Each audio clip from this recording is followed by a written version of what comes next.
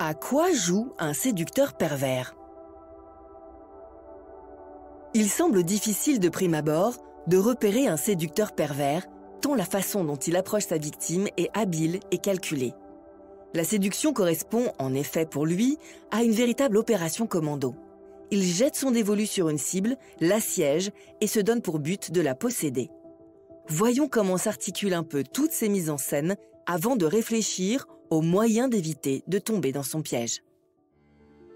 Cette réflexion est tirée d'un article du site internet www.pervers-narcissique.com dirigé par Pascal Couder, psychanalyste et psychologue clinicien, co-auteur de l'ouvrage de référence « La manipulation affective dans le couple, faire face à un pervers narcissique ». Depuis plus de 30 ans, Pascal Couder et son équipe de thérapeutes, spécialistes des questions autour de la manipulation sentimentale, prennent en charge les victimes de PN francophones partout dans le monde grâce à la vidéoconsultation. Rendez-vous sur pervers-narcissique.com pour accéder gratuitement à une multitude de ressources précieuses. Le grand jeu d'un séducteur pervers. L'un des traits les plus saillants d'une relation entretenue avec un séducteur pervers réside dans le fait qu'elle débute toujours par une phase de séduction intense. Cette entreprise de conquête correspond pour la victime à une phase d'idéalisation de la relation. Elle provoquera ensuite un basculement dans une relation affective de dépendance. Pour arriver à ce résultat, voyons les armes de séduction massive d'un être narcissique. La première, c'est d'abord lui-même, ou plutôt la façade qu'il se compose et qu'il cherche à rendre irrésistible. Le séducteur pervers s'arrange pour se faire remarquer. Il veut attirer par le magnétisme de sa seule personne. Il étale pour cela des attributs qu'il pense être de nature à impressionner sa proie. Élégance vestimentaire, signaux de réussite sociale ou de force, sans oublier surtout son remarquable talent oratoire. Rien n'est trop beau pour briller au départ, même s'il y a dans cela une grande part d'imitation et, on s'en doute, de manipulation. Car contrairement à ce que vont croire les victimes, les pervers narcissiques ne sont pas des êtres exceptionnels. Il y a, dans la composition de leurs personnages, une imitation constante des autres. Ils copient ce qu'ils aspireraient à être, mais qu'ils ne sont pas. C'est ainsi qu'un séducteur pervers s'improvise des réussites, des performances ou des connaissances qu'il a vues chez les autres. Il peut ainsi piocher à diverses sources, cinématographiques, littéraires ou autres, pour s'approprier des références qui le feront passer pour un être original et surtout unique. Le but est de paraître supérieur, de se distinguer de ceux que sa future victime aura connus avant. On voit que le narcissisme d'un séducteur pervers est à lui seul une arme de séduction. C'est un miroir dans lequel il se mire, mais emprisonne aussi ceux qui tombent sous le charme de son reflet fabriqué de toutes pièces. Mais l'entreprise de séduction ne s'arrête pas là. Il faut aussi au manipulateur pervers subjuguer sa proie, l'enchaîner à lui. Pour cela, il exploite ses désirs et ses besoins à elle au départ.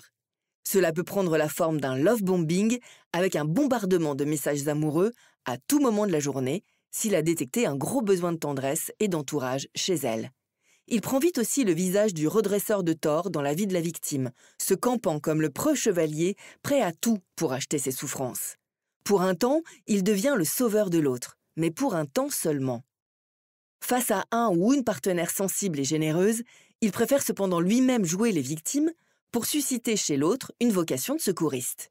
Il transforme dans ce cas le partenaire en une forme d'élu, seul capable de l'aimer, pour mieux le faire culpabiliser plus tard, avec des mots blessants tels que « tu m'as déçu ». Séduction et manipulation. Une relation avec un pervers narcissique est toujours forte et singulière, souvent marquée par la certitude des victimes au départ d'avoir trouvé le grand amour. C'est sur cette illusion que repose la manipulation psychologique propre à sa séduction. Elle est ensuite renforcée par une bonne connaissance de la carte du tendre de l'autre, soit de tous les recoins de sa personnalité où un mal-être ou une dépendance affective se devine. Ce sont ces points faibles qui sont, de fait, tout l'enjeu de la séduction massive du pervers. Car on voit que c'est sur eux qu'il bâtit son emprise. Sa tactique est simple, tout donner au départ pour mieux reprendre peu à peu. Faire de l'autre une idole pour le rabaisser par la suite ou le faire tomber d'autant plus bas à chaque fois qu'il l'aura encensé au départ. La séduction d'un pervers manipulateur n'est donc pas pour lui une partie de plaisir au départ, mais plutôt un long et patient travail pour exhumer les failles narcissiques de l'autre. Il sonde sa sensibilité et son passé pour savoir où, plus tard, il pourra enfoncer son dard. Cela fait partie des techniques de manipulation qui s'axent autour de la relation fusionnelle dont la victime reste ensuite prisonnière. Car la passion et la fusion amoureuse cachent en réalité des carences dans sa personnalité. Cela la pousse, malgré elle, à tout donner, mettant ainsi son devenir entre les mains de l'autre. Cette importance surdimensionnée qu'elle va accorder à son manipulateur est le droit chemin vers l'esclavage et l'addiction affective. Reconnaître le séducteur pervers. Rares sont ceux qui ne portent pas en eux une blessure narcissique ou quelques zones d'ombre qui ne les porteront pas un jour à succomber à un être narcissique. Nous l'avons vu, bien souvent l'illusion est plus que parfaite. Mieux vaut donc rester humble devant les manipulateurs. Cela n'empêche pas d'apprendre à repérer les caractéristiques d'une séduction perverse, annonçant potentiellement une relation destructrice. On peut se poser plusieurs questions lors de la rencontre. Est-on vulnérable à ce moment-là ? A-t-on subi une perte, deuil, emploi, illusion, qui nous rendrait plus désirables pour les personnes malveillantes ? Le pervers narcissique repère ses proies à l'avance et ne s'attaque qu'à celles qu'il sent faciles à toucher. Ensuite, il faut se méfier de la perfection et certainement de soi-même. L'homme ou la femme idéale n'existe pas, donc méfiance vis-à-vis de ceux et celles qui se plient à tous vos désirs. Méfiance aussi envers trop de sollicitude.